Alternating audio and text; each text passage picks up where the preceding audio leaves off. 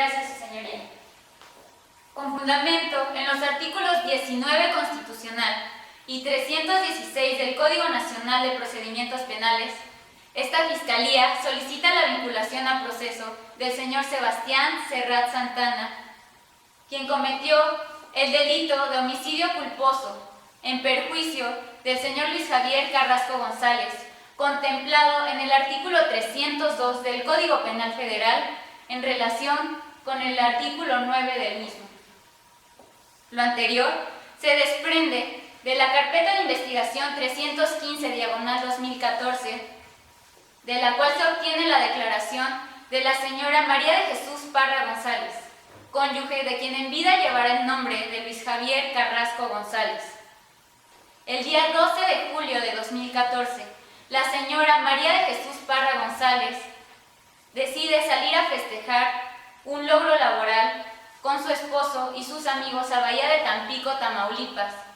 Decide hacerlo rentando una lancha denominada Lupita Amur, la cual era conducida por el señor Sebastián Serrat Santana.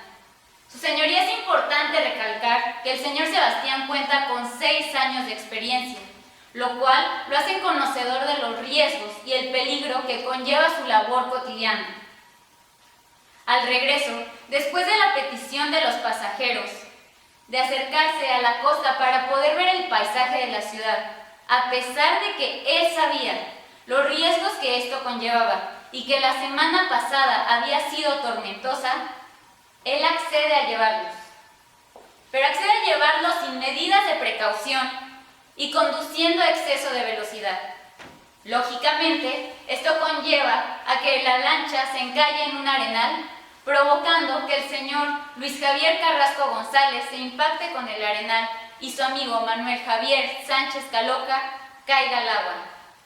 Su esposa, desesperada, le solicita al capitán Sebastián que haga algo, que trate de salvar a su esposo.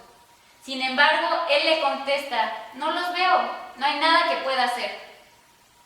María sigue insistiendo, tratando de que se haga algo por salvar la vida de su esposo. Sin embargo, Sebastián, en lugar de ayudarlo, empieza a desplegar una lancha inflable que se encontraba en uno de los compartimentos de la embarcación. ¿Lo hacía para auxiliarlo? No, lo hacía para tratar de huir del lugar de los hechos. Con lo que no contaba es que una llamada había sido realizada al canal 16 del sistema de comunicación VHF, en el cual se pedía un sistema de rescate para una lancha que había sido encallada y la cual se había volcado. Este dispositivo de rescate llega y sube a los pasajeros y al capitán, y posteriormente sube el cuerpo ya sin vida de Luis Javier Carrasco González. Es por los hechos anteriormente mencionados y en virtud de los artículos 7, 8, 9, 10, 13, 52, 60 fracción primera, segunda, cuarta, quinta y el artículo 302 del Código Penal Federal, así como los artículos 313, 316, 317 y 318 del Código Nacional de Procedimientos Penales, que esta Fiscalía tiene las razones suficientes para solicitar la vinculación a proceso del señor Sebastián Serrat Santana, quien a través de sus actos y a consecuencia de su imprudencia hizo que el señor Luis Javier Carrasco González sufriera un traumatismo cráneoencefálico, lo que le provocó posteriormente la muerte. Su Señoría, nosotros solicitamos la vinculación a proceso y lo reiteramos, toda vez que el artículo 19 constitucional y 316 del Código Nacional de Procedimientos Penales así lo sustentan, por el delito de homicidio culposo contemplado en el artículo 302, correlacionado con el artículo 9 del Código Penal Federal. Gracias, Su Señoría.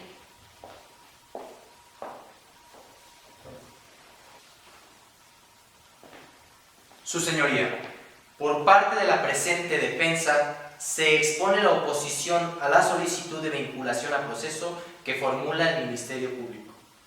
toda vez que el Ministerio Público le imputa a mi defendido, el señor Sebastián Serrat Santana, la conducta tipificada por el Código Penal Federal en sus artículos 302 y en relación con el artículo 9 en su párrafo segundo, el del delito de homicidio culposo.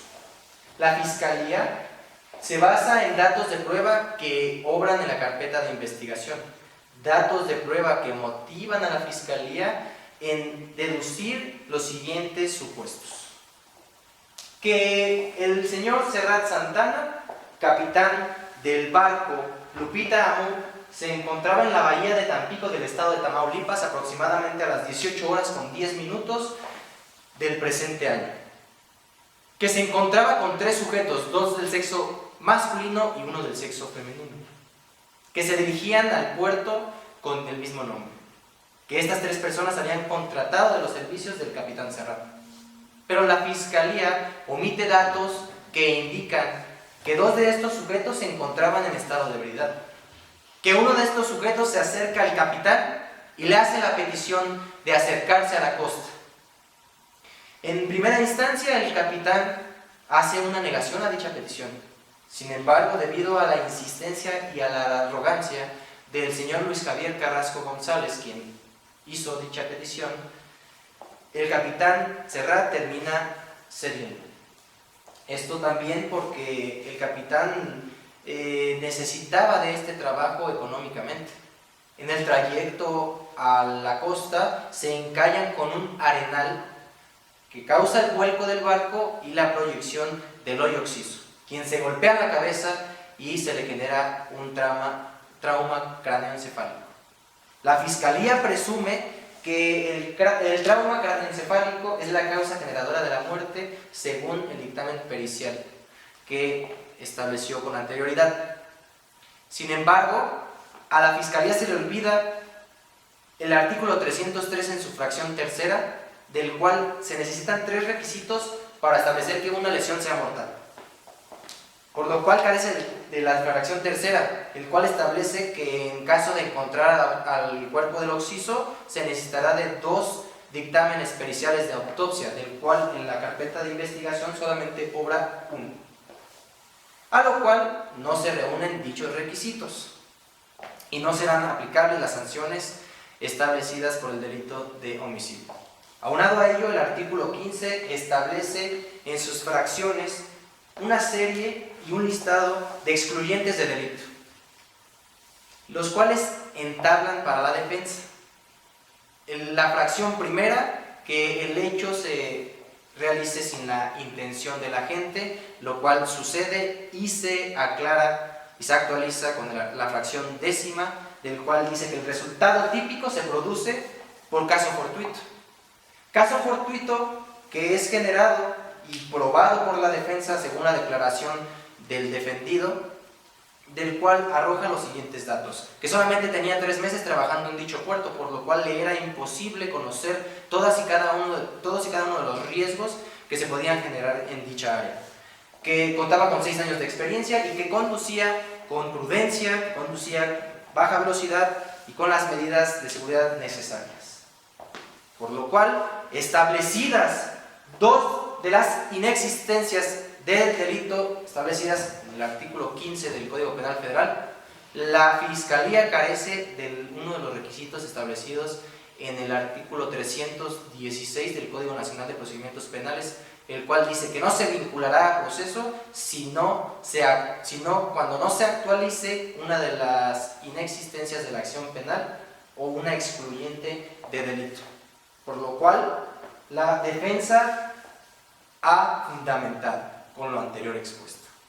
Su señoría, solicito se dicte auto de no vinculación a proceso conforme al artículo 319 del Código Nacional de Procedimientos Penales. Es todo, su señoría.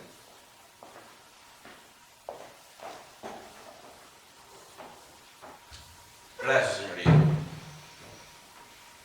Con fundamento en el artículo 153 del Código Nacional de Procedimientos Penales, el cual hace referencia a que las medidas cautelares se impondrán mediante resolución judicial y por el tiempo indispensable para asegurar la asistencia del imputado en el procedimiento, para garantizar la seguridad de las víctimas, de los ofendidos o de los testigos y para evitar la obstaculización del procedimiento.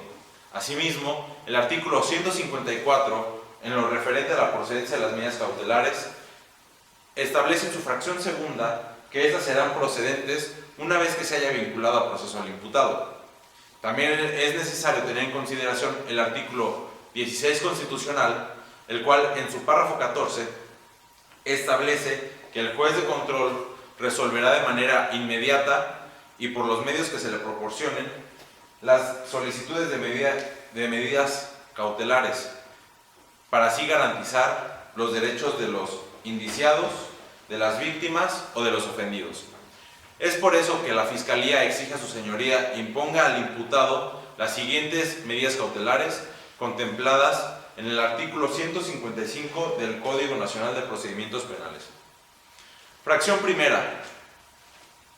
Presentación periódica de Sebastián Serrat Santana ante el juez o ante autoridad que éste designe. Esto con la finalidad de que exista inmediatez entre el imputado y el juez o la autoridad que éste designe.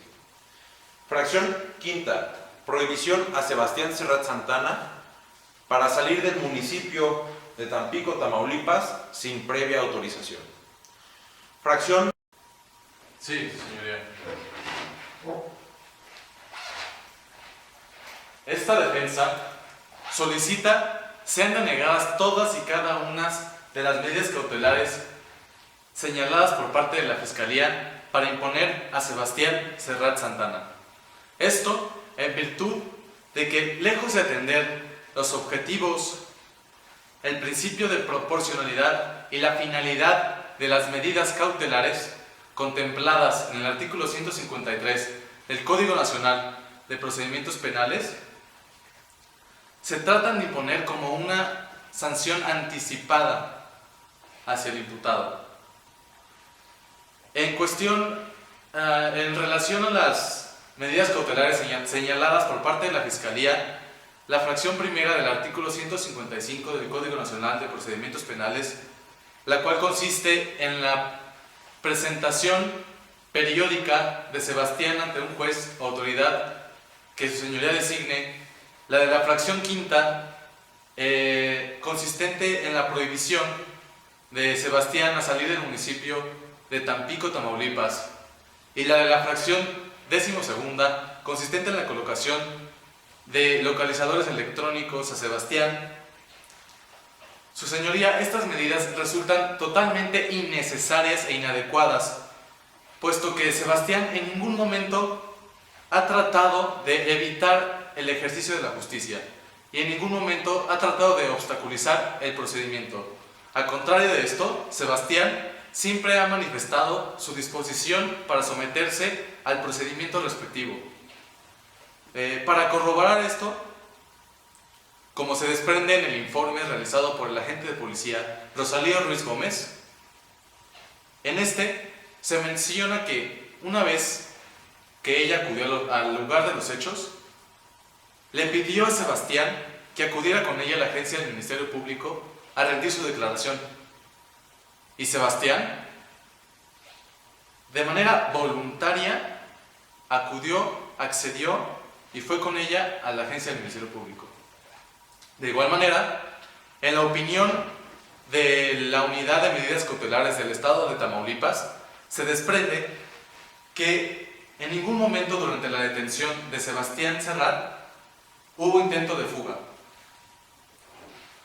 Asimismo, de la medida cautelar solicitada por parte de la Fiscalía, consistente en la establecida en la fracción 11ª del artículo 155 del Código Nacional de Procedimientos Penales, consistente en la suspensión temporal de la actividad profesional de Sebastián, esta, su señoría, resulta lesiva no solo para Sebastián,